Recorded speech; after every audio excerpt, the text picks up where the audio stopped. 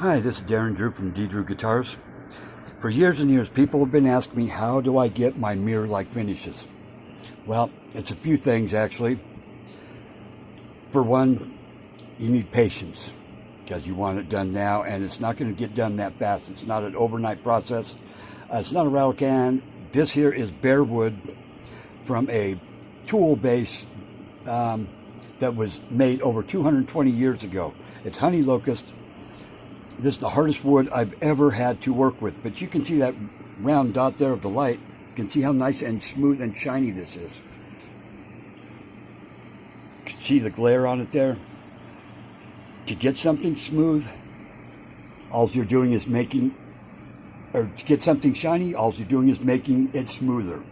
That's the basics behind it. In order to get the mirror-like finish nice and flat, I use a sanding block like this. Pretty big.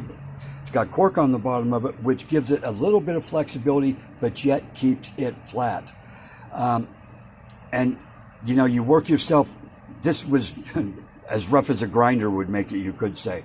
So then, you know, you use 100 grit down to this is like 320 grit right here, and so I will use the 320 on here, and that's probably what this is. But you can see how it is here, rougher than say right here.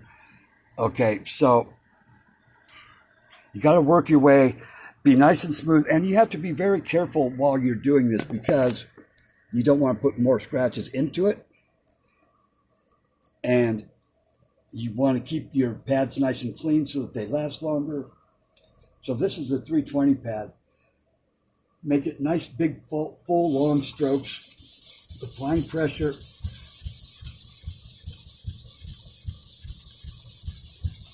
And this takes a lot of elbow grease. I mean, and it takes a lot.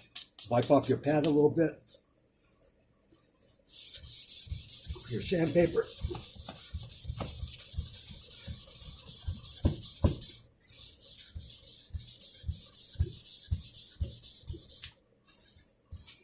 Okay, you can see that I still need some more, like right in through this area. Keep it, wipe it off, wipe off your sandpaper.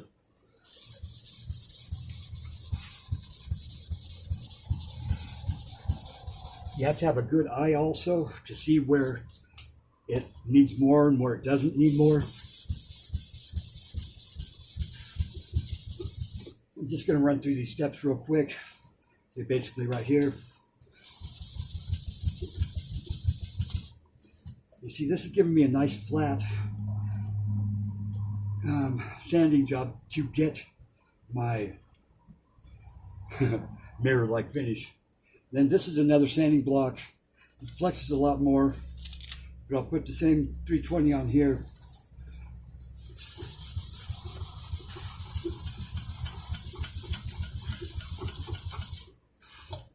Keep wiping it off. You can see where you need to go next. Especially the curves. This one here works really well because it'll flex more.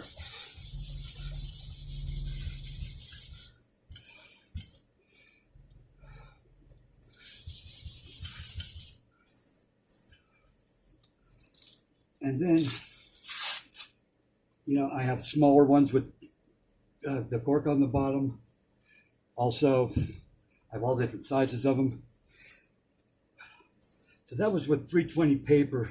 This here is a 220 pad. I'll put it on this block here. Now first I'll put it on this block here.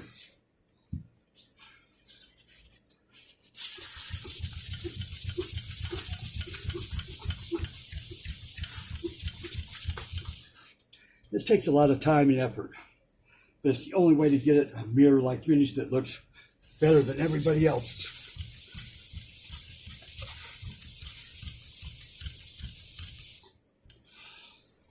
Okay, you can already see how it looks much better.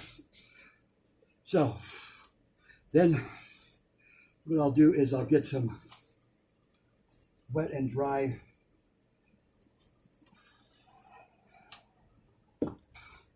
wet and dry 1500.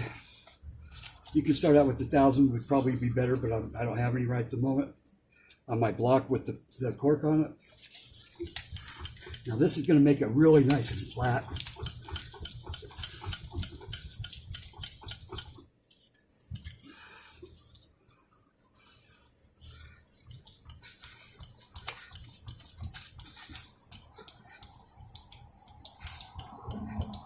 You want to keep it really nice and clean because now you can be putting more scratches in it than you're taking out. Okay, I'm just going to rush through this. Then I'll use 3000 grit paper, wet and dry. And then I will use, this is 5000 sanding pad. These are washable. I'll even wash off my wet and dry paper so I can reuse it.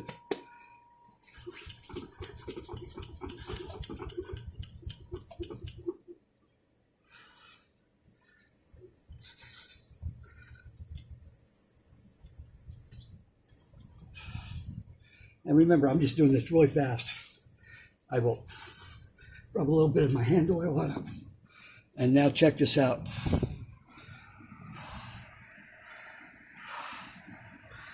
Nice mirror-like finish. Nice, smooth, and shiny. And this wood is really reflective. See how it changes colors? Gets really dark there. So it's kind of really cool wood. Very hard to work with. But there's the gist of it. And if you're doing like, and then on a satin finish like this that I'm doing on this, most of the time I will, there's another thought, but I will take it down with the 5000 pad like that. And then if you have a buffing wheel, buff it on a buffing wheel. It's going to make it even smoother and shinier.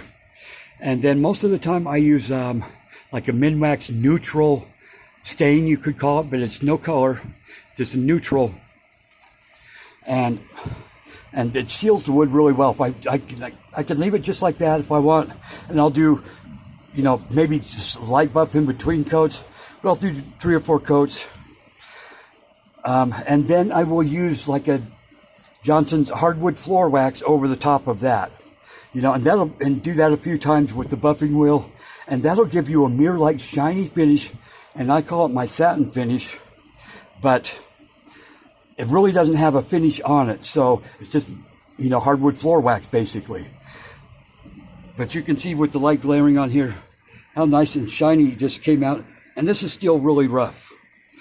You know, once I would put the Minwax neutral, you know, stain on it, whatever, and then buff it, and then floor wax, this thing is going to be really, really shiny, and it's going to be sealed. If you're doing a clear finish, you know, clear lacquer finish or whatnot, getting it this smooth is too far because the lacquer's not going to really penetrate or stick to it that well. So you'd want to go down to maybe like a 400 grit, you know, wet and dry paper on it, and then put your finish on it, you know, or, you know, you can put your Minwax on first, then even a lacquer finish over it. You know, there's many different ways you can do it. I've been doing stuff like this for like 50 years. So I've tried basically tons of different ways to do it. But you can see how fast and easy to sand it is, but you have to use a block sander. So if it's a lacquer finish, you know, you do like 6 coats of clear, wet sand it with 400 or 800, and then put some more clear on it, and then wet sand it again. If you're going to do a sunburst, then you would put some sunburst on your piece, you know, around the edges, and then once the sunburst, you have it like you want it, then you would put on another 6 coats of just clear, wet sand it, another 6 coats of clear, wet sand it. If you want to do a 3 color, then you would do a sunburst again, put more clear over the top of that, sand it. You want to make sure not to sand through your finish though into your color because it's going to make it lighter. Anyway, this is just a quick little tip thing really quickly of, you know, how to get a mirror-like finish even on which is bare wood, which this is just bare wood. You can see how shiny and smooth it is.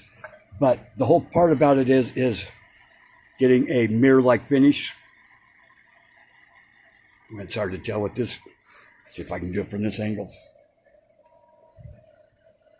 But I mean, see how that is nice and flat? And it's like a mirror all the way across it. So, you know, that's the thing with the mirror-like finish is keeping it flat. If you're doing radiuses like this, use a block anyway. You know, the curved tops are harder to do with on the edges.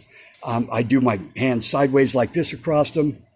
That way I don't leave finger marks in it like this in the finish.